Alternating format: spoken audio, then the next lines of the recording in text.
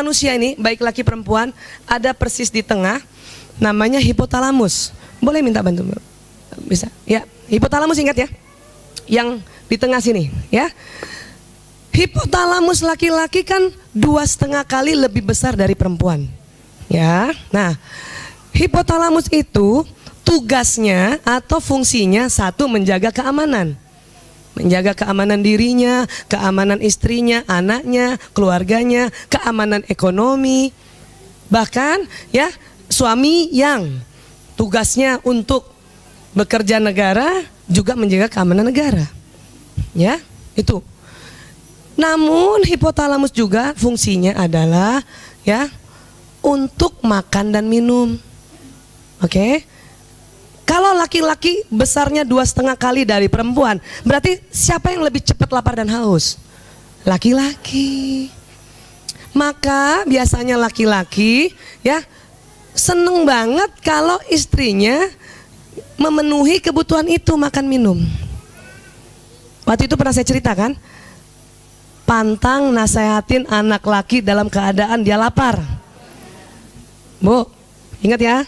Dan kalau suami pulang biarpun tengah malam, kata-kata yang paling indah dan pas di otaknya adalah, sudah makan ya?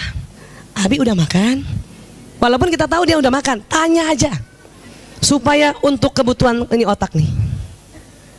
Paham ya Bu? Kadang saya juga gitu, jam datang dia jam pulang jam 2. Udah makan ya? Udah, alhamdulillah. Jam 2 udah makan ya? Belum.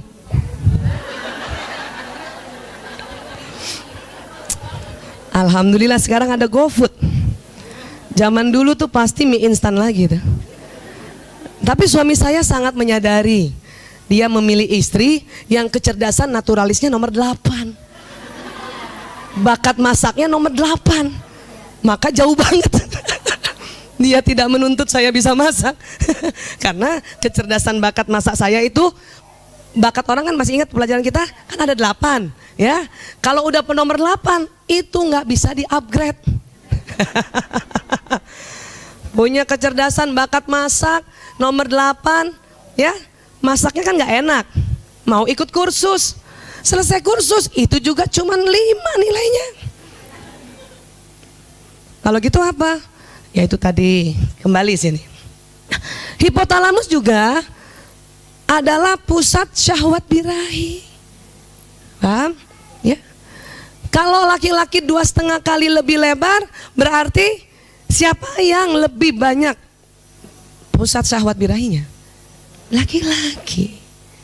Kenapa ya laki-laki begitu? Satu, maaf, sunnatullah, fitrahnya. Terus kita ada yang mikir lagi nih kalau yang terlalu kritis, kenapa Allah bikin gitu? Nggak bikin aja itu otak laki-laki sama hipotalamusnya dengan perempuan, supaya syahwatnya sama. Bu, ibu mau suaminya yang jaga ibu atau ibu yang jaga suami? Ini tanya dulu nih. Ya, karena tugas suami jaga kita lebih besar, ya makanya Allah buat ini besar. Paham ya Bu? Iya. Tapi otomatis juga syahwat birahinya besar. Kenapa? Ada kaitannya? Nggak ada. Apa? Buat laki-laki atau buat suami kita, pada saat dia mencari nafkah untuk menjaga keamanan ekonomi keluarganya, sangat tegang di luar sana waktu dia bekerja. Dan untuk melepaskan ketegangannya, ini nih harus dibuat rileks. Hipotalamusnya nggak tegang. Caranya hubungan intim suami istri.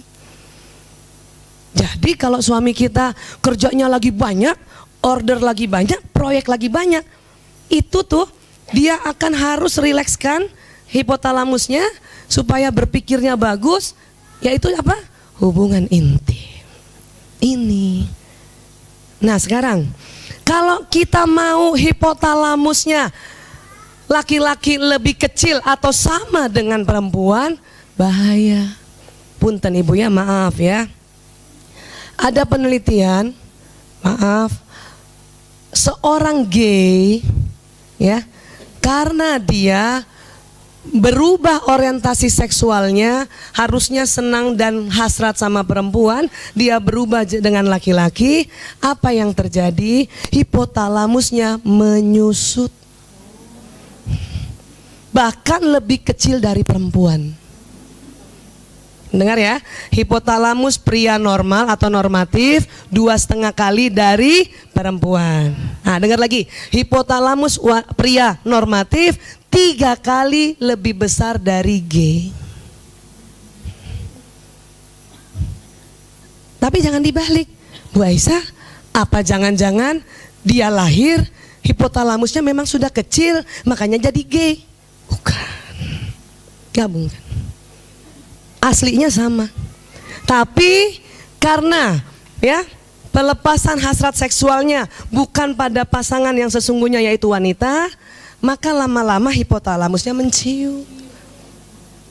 Makanya punten ya, maaf ya, gay itu ya nggak nafsu makan juga kan? Kenapa? Hipotalamus menciut. Tadi hipotalamus apa? Pusat lapar dan haus kan? Saya beberapa kali lihat pasien gay itu nggak makan, paling minum doang. Supaya apa? Tetap six pack. Paling minum susu, protein tinggi. Kenapa? Ini sudah menciut, udah mengkerut. Otomatis, ya, fungsi dia menjaga keamanan dirinya atau keluarganya mengecil, berkurang. Pilih mana ibu suaminya? Yang hipotalamus besar atau yang sepertiganya? Ini harus harus dijelaskan. Pilih mana? Ayo cepat Bu. Betul nih. Maka kalau hipotalamusnya besar, ya kita harus paham kebutuhan hipotalamus agar dia menjaga kita apa tuh? Makan dan minumnya terpenuhi dan diperhatikan, dan maaf, penyaluran syahwat birahinya harus diperhatikan.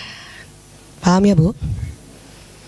Terkadang ada laki-laki senang sekali karena terlalu tegang, kepengen punten maaf hubungan intim sehari 2 kali. Apalagi kalau umur tuh laki-laki range-nya masih antara 18 tahun sampai 30 tahun. Wow, itu testosteronnya lagi tinggi-tingginya. Maka mungkin ibu, bunda, ya teman-teman, ingatkan teman-teman waktu pertama kali baru menikah, tentu ya hubungan intim jauh lebih sering dibanding sekarang. Betul? Wah. Kenapa begitu? Bayangkan ibu, seandainya suami ibu waktu ibu nikah sama ibu umur 27 tahun, kebayang nggak? Setelah nikah minta sehari 3 kali, paham? Kenapa? Karena selama 27 tahun hipotalamusnya tegang, belum disalurkan. Makanya awal-awal menikah, ya hubungan intimnya frekuensinya banyak. Bahkan, maaf, ada tipe laki-laki yang sangat pemikir. Sangat pemikir. Dia lebih tegang dibanding jenis laki-laki yang spontan, tukang ngatur. Tuh, kalau laki-laki sifatnya tukang ngatur, atau maaf kalau kita sudah belajar dulu koleris, tidak terlalu tegang. Kenapa? Kalau di kantor dia mau marah tinggal ngomong, pow. Makanya nggak tegang. Yang tegang stafnya. Paham ya Bu? Nah, tetapi apabila laki-laki suami ini tipenya yang pemikir, nggak banyak bicara, dia setiap di kantor tugasnya adalah berpikir, konsep-konsep, planning-planning, ya, itu ketegangannya lebih tinggi dibanding laki-laki yang jenisnya blak-blakan.